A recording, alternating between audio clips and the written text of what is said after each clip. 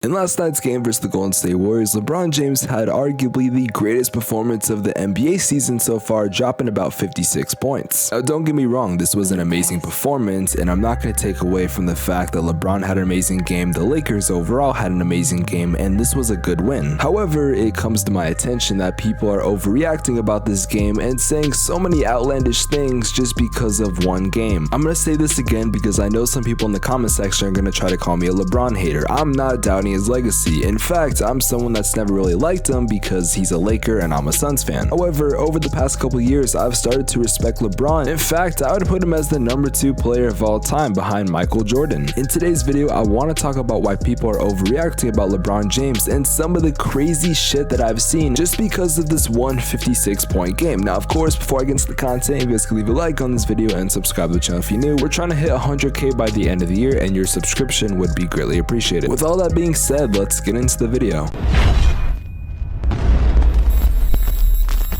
I want to remind you guys, this is the same LA Lakers team that is barely making the play-in. I want to remind you guys, this is the same team that has been struggling all season. This is the same team as a community that just about 95% of us already gave up on because we said there's no way this team could even make it out the first round. I want to remind you guys, they were on a 4-game losing streak and they have lost 11 out of their 14 games as of last night. So what does all of this have to do with LeBron's performance last night and what people thought about the Lakers? When I tell you there were people on Twitter that were actually convinced that the Golden State Warriors, the Phoenix Suns, the Memphis Grizzlies, the Utah Jazz, the Denver Nuggets, and the Dallas Mavericks, and the Timberwolves, and the Clippers we're not going to beat the LA Lakers 4 times, referencing a playoff series, which if you can't tell is absolutely ridiculous and I don't even know where to start. Don't get me wrong, this was a great win for the Lakers and I'm not trying to take that away. However, the fact that we're saying that, oh, this team is the best team in the West and LeBron is going to carry this team to a playoff victory is fucking ludicrous to me. But when I tell you that when Russell Westbrook had 20 points last night and everyone was convinced that he's back, there were people legitimately saying that the Lakers were about to go on a tear and that they're going to be the best team in the Western Conference. Actually, you had people convinced that this team was going to win the NBA championship just because of last night. Mind you, this is a struggling Golden State Warriors team that is on a 4-game losing streak that a lot of people think right now are falling apart. So getting every win you can is good because obviously if you guys want a chance to make the play-in or at least be a 7th seed for the NBA playoffs, you're going to need every win. However, in the great words of Mark Jackson, with all due respect, can we stop fucking overreacting? This is one great, and I mean great game by LeBron. Don't get me wrong, I'm not going to take that away from him, and I'm going to have to say this 20 different times to get my point across. But last night's game did not feel the Lakers to go on this crazy ass playoff run, and they're going to be now making the NBA Finals, and now the Lake Show is back, and all these dumbass things that I've seen. In fact, what LeBron James did just proves my point about people in the NBA community, and that's recency bias. You got people ignoring the fact that the Lakers have sucked all season, and yes, they have one good game, and yes, LeBron James has to carry at the age of 37. But I'm sorry, the Los Angeles Lakers are just as bad as they were yesterday, the day before, and this whole season. Of course, I've said a lot of negative things about LeBron James in this video and basically saying like, yeah, I don't think he's the GOAT, and I've talked bad about the Lakers season. So yes, while this is definitely supposed to be a video where I'm criticizing the fact that people are overreacting about LeBron James just because of one really good game, I think we should talk about some positives because there were definitely some things that you could take away from last night's game that I think are definitely noteworthy I'm talking about. First off, let's talk about the fact that LeBron James is 37 doing what he just did because I don't think this is exactly getting talked about a lot, and the fact is that this man is very old and can still dominate. I've said this for years and I'm gonna say this again, but I think personally LeBron James is the best basketball player of all time. However, I don't think he will ever be considered the GOAT. LeBron James is the best all-around player and can do just about everything. I mean, there's little to no weaknesses in LeBron James's game as a whole. So the fact remains that I don't really see Michael Jordan playing center or being a primary point guard. However, I could see that with LeBron. I saw a quote the other day saying that LeBron James is still being held to the standard that he was at 27 at the age of 37, which I've started to realize is very true because a lot of us just see, oh, LeBron James isn't doing good, or oh, you know, he's having a couple bad games. But I don't think a lot of us just sit down and think like, wait, hold on, this guy's 37 doing what he's doing and he's showing no sign of stopping. I mean, it is statistically proven at the age of 37 that LeBron should not be doing what he's doing right now. Months ago, Jimmy Harrow made a video talking about this and all the statistics when it comes to age and players regressing, so I'm gonna put that link in the description below if you want to check that out. But seriously, he's 37 and I think we need to appreciate this greatness while we're not gonna see this ever again. And since we're talking about this particular game, I think we need to talk about a player that got exposed on national television. I think we can all admit right now that Andrew Wiggins is not the guy we thought he was. See, a lot of people are overhyping this guy and saying, oh yeah, he's not an all-star starter, but he's really good. However, I don't think that's true. He's improved his game, don't get me wrong. However, A, I don't think he should have been an all-star in the first place, and B, the man has been doing absolute trash ever since the all-star break. And while the Warriors are falling apart right now, it seems like Andrew Wiggins is a part of that, and he's one of the reasons why the Warriors haven't been able to win games. I don't want to overreact about Andrew Wiggins because he does have his good games here or there. However, can we talk about it for a sec? Because I'm starting to wonder whether Andrew Wiggins is the problem or if the Golden State Warriors have a problem in itself. For a while now, there's been this hate train on Steve Kerr saying that he's a terrible coach, he should be fired. Honestly, I think this is ridiculous. So you mean to tell me the Golden State Warriors start struggling and you throw your coach, who has been a really good coach for you guys, under the bus and pretend that he's the only reason why you guys have been sucking? He's not the reason why you guys have been doing bad. It's because Draymond Green's been injured and he's the glue to your whole team. And since we're talking about bad coaches, let's swing over to Frank Vogel. Now, a lot of people have been criticizing Russell Westbrook, and yes, I know I said this was about Frank Vogel, but these are gonna tie together. Basically, a lot of people have been trying to say that they believe that Russell Westbrook should be going on the bench and that Malik Monk should start over him, which I'm completely on board because Russell Westbrook is a good player, don't get me wrong, and I'm not going to take away from his greatness in the past. However, I think we need to mention the fact that Malik Monk has been playing better than Russell Westbrook, and if you look at the stats, you're going to call me a dumbass, but I'm not just talking about stats. I'm talking about impact, and when it comes to winning games, Malik Monk has been a contributor of that. So I think if the Lakers really want to start doing some damage, and if they want a chance to make the playoffs, I think they need to bench Russell Westbrook. In fact, lots of people in the Lakers organization have been behind this. However, who is the one person from stopping this? Frank